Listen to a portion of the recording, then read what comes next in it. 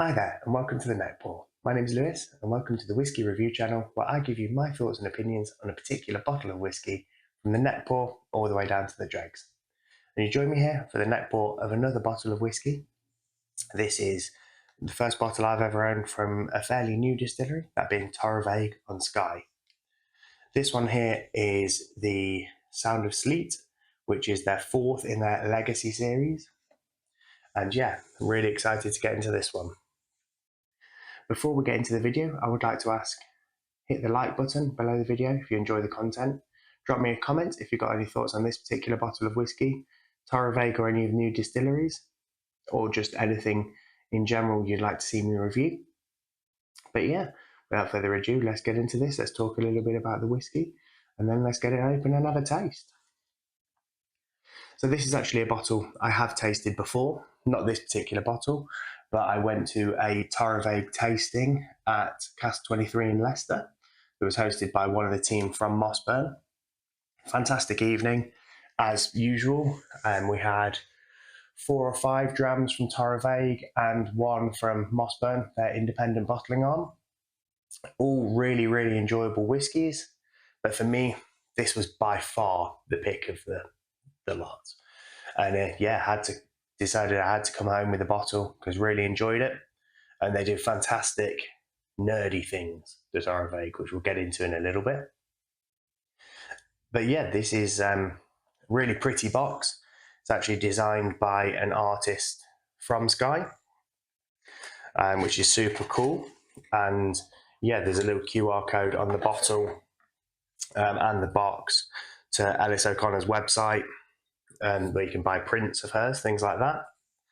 But yeah, this is the bottle. It's 46% non-chill filtered, natural colour, and it's brilliant. They talk all about their ingrown phenol levels. They also one of the few distilleries that are giving the in-glass phenol levels for the peating, which I just think is a brilliant statistic, because it doesn't matter how much peat you're putting into the malt if it's all ripped out by your distilling process.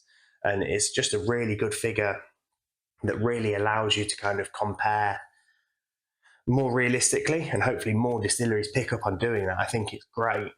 Again, they're giving us the yeast varietals, they're giving us what they've bottled it in, what they've aged it in, all that kind of stuff, which is brilliant. It's what you want to see on a bottle, and I think a lot of these new distilleries are really kind of leading the way when it comes to that sort of stuff.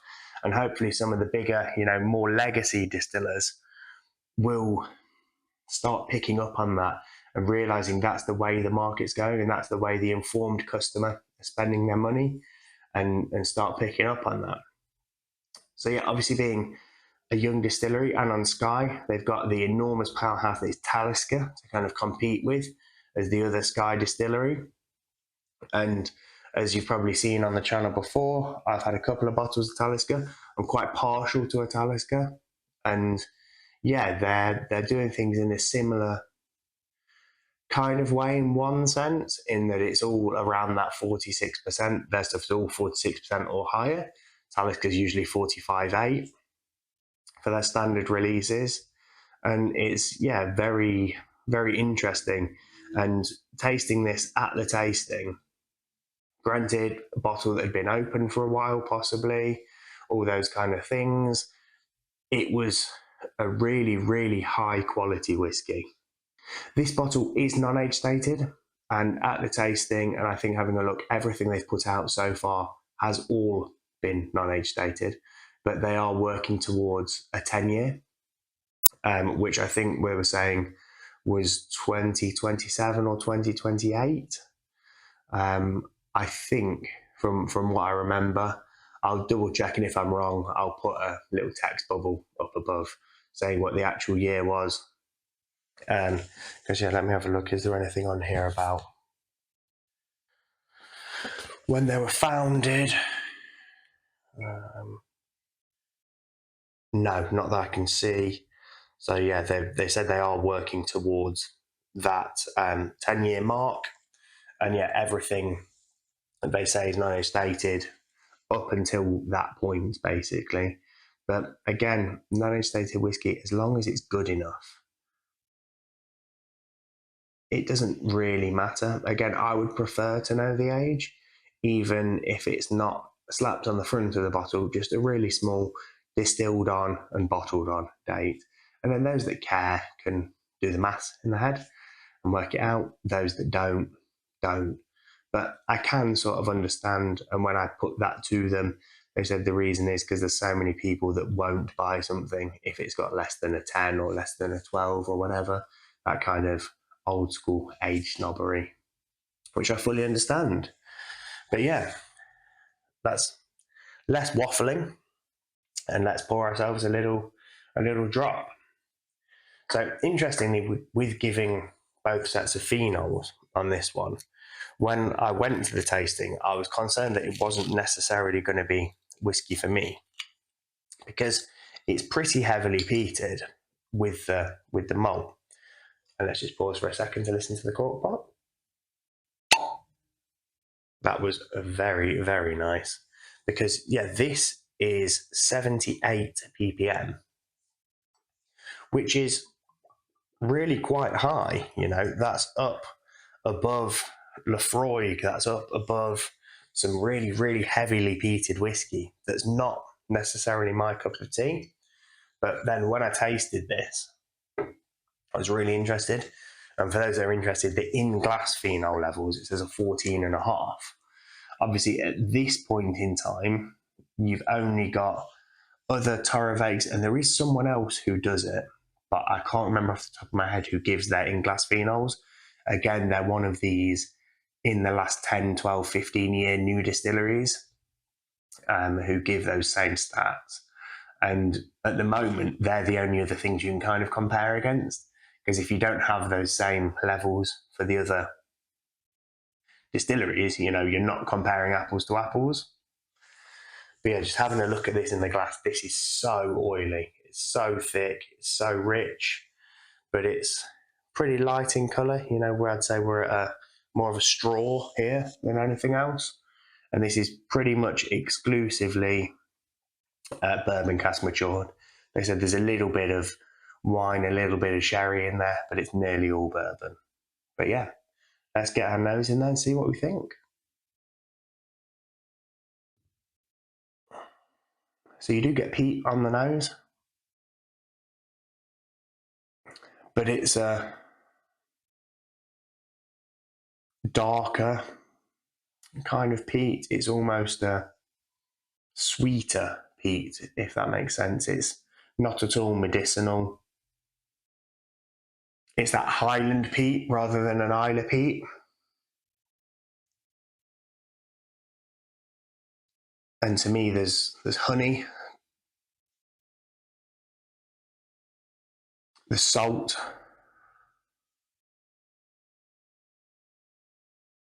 the smoke,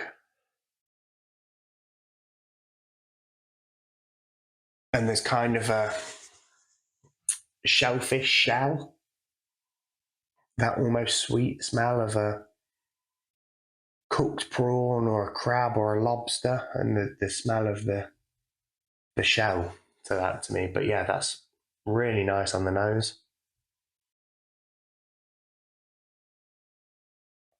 And there's a slight, just ever so slight. I mean, this is the Neckpour. This hasn't actually been out for that long. When I bought it, the shop actually hadn't even had their delivery of this yet. It was so new to the market. So I actually had to, although I purchased it on the evening, I had to purchase it on consignment and wait a few days for it to actually be delivered to the shop. So this was pretty new to the market. It's only been out a couple of months. So it hasn't had a huge amount of time to oxidize and the bottle's been sealed, but there is a slight prickle on the nose, but not at all strong. And the more I get my nose in there, the easier it becomes to exist in and the lighter it gets. But yeah, let's have a little taste.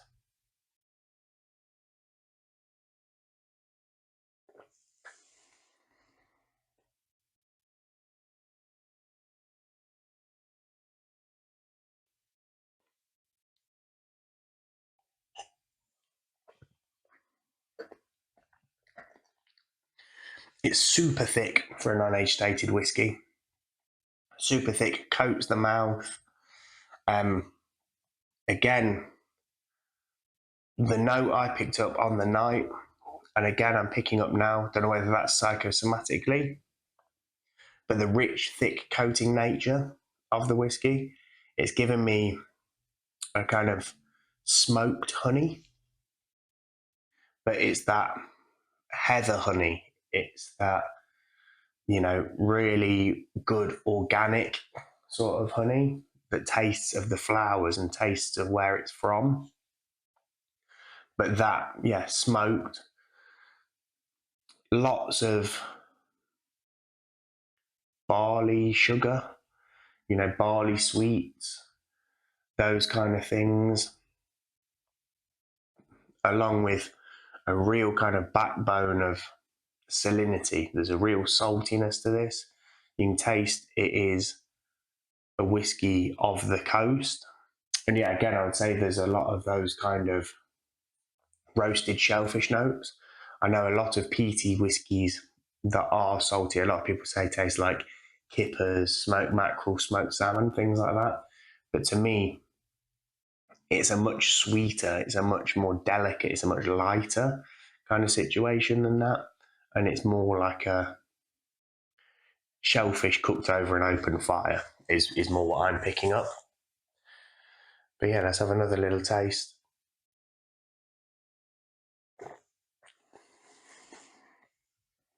And as the palate kind of acclimatizes, this is my first whiskey of the day, you pick up more and more of those floral, those heather kind of notes. The salinity kind of fades slightly, and those kind of honeys and toffees come a bit further forward. And then with the finish,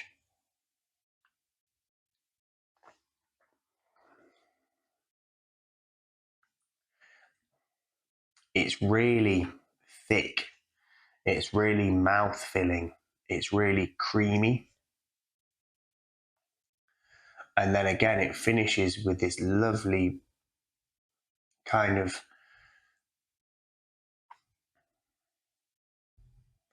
embery sort of smoke that just really kind of rounds out the whole experience as everything sort of fades away. But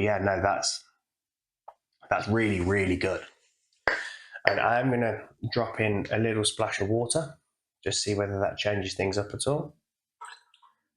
It's only 46%, so it doesn't need a huge amount of water, but just to see if we open up anything else we weren't first getting.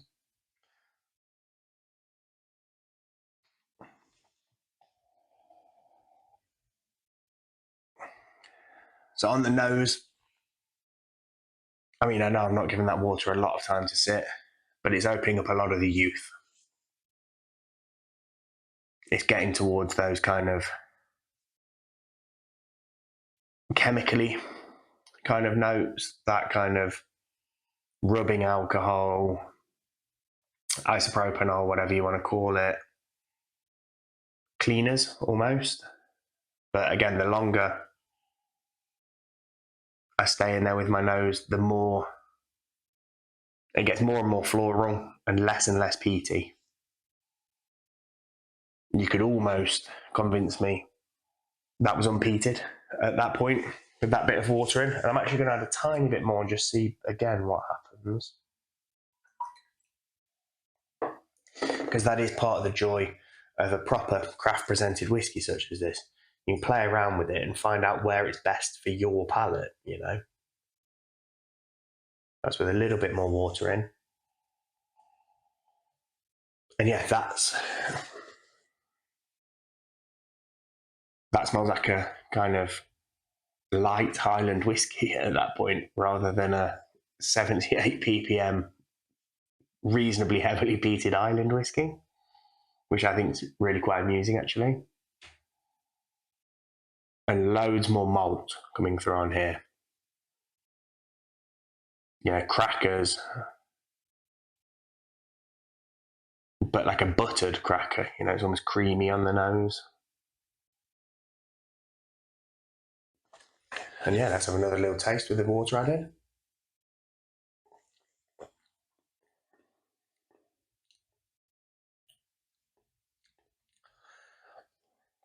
That's just lashings of honey at that point.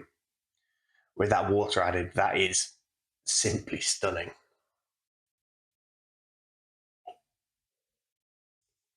You're talking, yeah, heaps of honey, heaps of flowers, and just a fire right away in the background, which is really, really pleasant. You might at this point hear a little bell ringing. That's because my cat's just come in the room to join me for this. After moving house, she's still in her not being allowed outside stage while she acclimatises to where she is. And as a result, she's a little bit of a nuisance at the minute. But we'll let her be.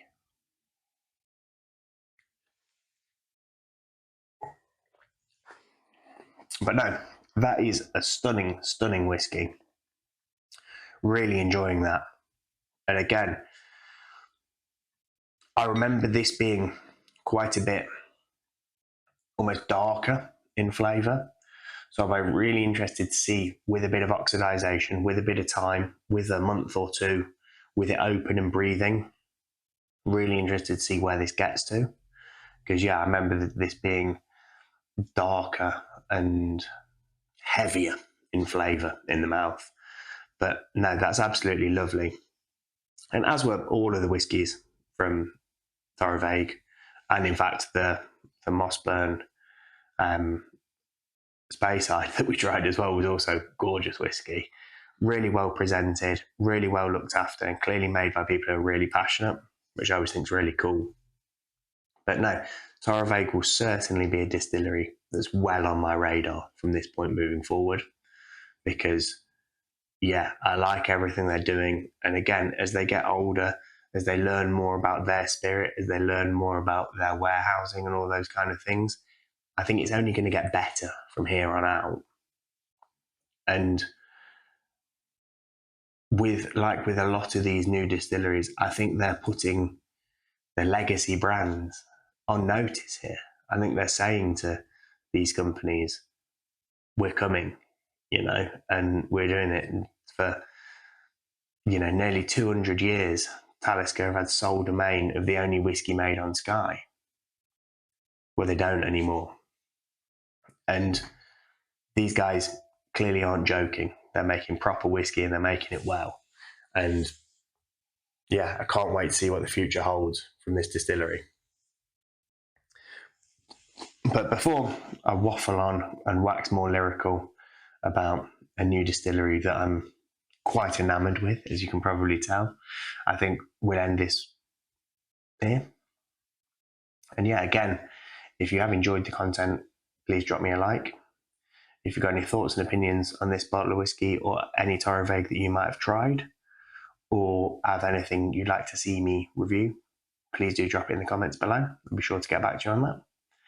And if you've enjoyed the content enough that you want to see some more, please hit the subscribe button and the notification bell down below so you're notified next time I post. But other than that, I'd like to say thank you so much for joining me today. I'll see you again for another episode of the Neckpour, for the dregs, or just my thoughts and opinions on whiskey. Until the next time, I'd like to say cheers, Salancha, and I'll see you again.